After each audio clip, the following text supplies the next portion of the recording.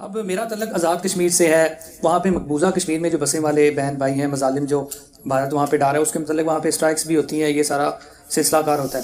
مسئلہ کشمیر کو آپ کس نظر سے دیکھتے ہیں؟ نمبر 1. نمبر 2، آپ کے نزدیک اس کا سلوشن کیا ہے؟ سلوشن جی میرے نزدیک پولیٹیکل ہے جی. گوریلا وار کوئی حل نہیں ہے اس کا.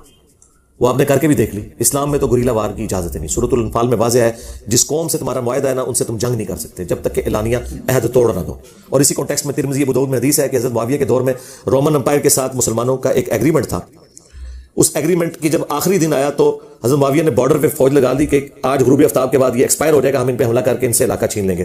تو ایک صحابی گھوڑے کو ایڑی لگا کے مسلمانوں کی فوج کے سامنے آیا کہ میں تمہیں یہ کام نہیں کرنے دوں گا، کیونکہ نبی الاسلام نے فرمایا تھا جس قوم سے معاہدہ ہے نا، جب تک اوپنلی توڑیں گے نہیں اور انہیں جنگ کی تیاری کا موقع نہیں دیں گے، اس وقت تک آپ نے ان کے اوپر وار مسلط نہیں کرنی. یہی وجہ ہے کہ مولانا مودودی نے کشمیر جہاد کی مخالفت کی تھی 1948 میں.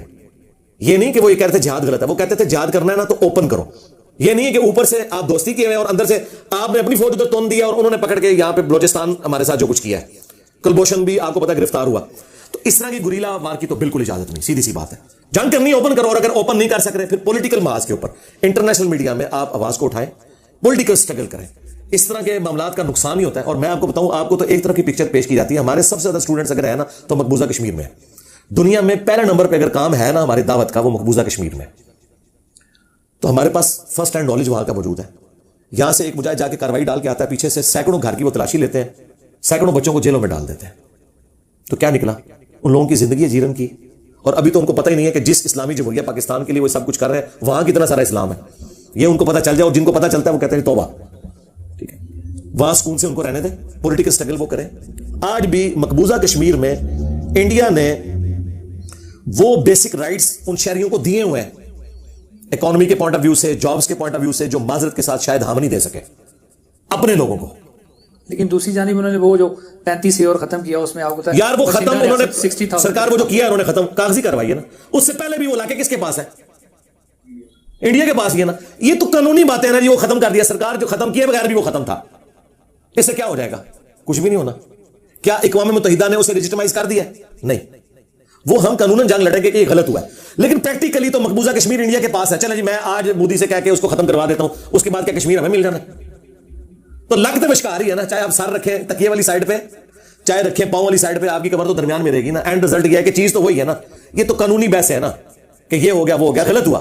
لیکن اس کے بغیر بھی کیا ان کو حقوق وہاں وہ والے ملے ہوئے تھے جو ہم چاہتے ہیں، لیکن جو ان کو ملے ہیں وہ تو یار ان کو سکون کی زندگی گزارنے دو. میرا تو یہ، میں وہ جو یاسین ملک صاحب ہیں ان کی جد و جہد کو میں بالکل سلام پیش کرتا ہوں. یہی ایک طریقہ ہے اور انشاءاللہ تعالیٰ اسی میں سے کوئی خیر نکلے گا. یہ اسی طرح کا ایک سوال ہے، اسی کے ساتھ ریلیٹڈ ہے. آپ کیا سمجھتے ہیں کہ وزیر خارجہ بھی بھارت گئے ہیں، ایک کانفرنس تھی آپ کو پتا ہوگا، جی تو کیا ان کا جانا کشمیر میں اس وقت سوٹیبل ہے، یا جو مقبوضہ کشمیر بسنے والے لوگ ہیں وہ اس چیز کو اس لحاظ سے دیکھتے ہیں کہ پاکستان کے وزیر خارجہ کو اس طرح انڈیا میں نہیں آنا چاہیے تھا؟ ان کا جانا ملک کے لیے فائدہ مند ہے؟ یہ جذباتی باتیں ہیں. قرآن تو ایسا نہیں کہتا. قرآن تو یہ کہتا ہے کہ اگر آپ کا کسی قوم کے ساتھ معاہدہ ہے اور اس کافر قبیلے نے مسلمانوں کو قتل کر دیا تو آپ ان کے ساتھ معاہدہ نہیں توڑیں گے. چند مسلمانوں کے پیچھے آپ سارے مسلمانوں کو تو نہیں اسٹیک پہ لگائیں گے. سورہ نساء پڑھ کے آپ دیکھ لیں، ان لوگوں نے قرآن نہیں پڑھا ہوا. اب اس کی وجہ سے جو باقی جو 20 کروڑ کے مسلمان ہیں جو انڈیا کے اندر، ان کا کیا قصور ہے کہ آپ ان کو تکلیف میں ڈال دیں؟ پھر اگلی بات، یہاں تو وہ لوگ بڑی جذباتی باتیں کرتے ہیں کہ جی وہاں وزیر خارجہ گئے ہیں اور ہمارے وزیر خارجہ مقبوضہ کشمیر کیوں نہیں گئے. مجھے بتائیں، اگر انڈیا کا وزیر خارجہ پاکستان آئے، ہم اسے بلوچستانیوں کے جو لبریشن فرنٹ ہے ان سے ملانے کے لیے لے کے جائیں گے؟ بتائیں. تو جذباتی باتیں چھوڑیں.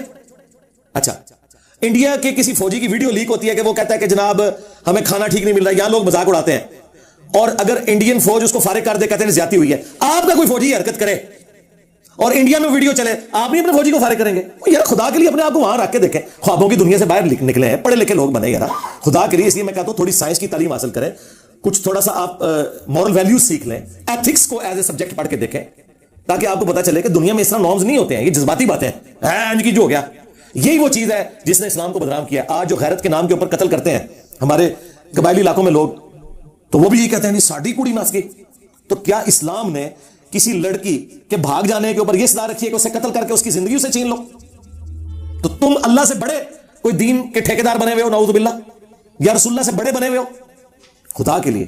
اور نہیں جی یہ ساڑی غیرت کا مسئلہ ہے، اور چھوڑ دے تیری غیرت وہ ہے جو اللہ اور اس کے رسول بتائیں گے. شریعت کو آپ اپنے ہاتھ میں نہیں لے سکتے. اس لیے مولا علی کا قول ہے کہ قانون کے سکم کی وجہ سے 1000 بندے چھوٹ جائیں کوئی مسئلہ نہیں ہے, لیکن غلط قانون کی وجہ سے ایک بندہ بھی پھنس جائے نا بے گناہ, تو وہ اصل میں اللہ کے حضور جرم ہے.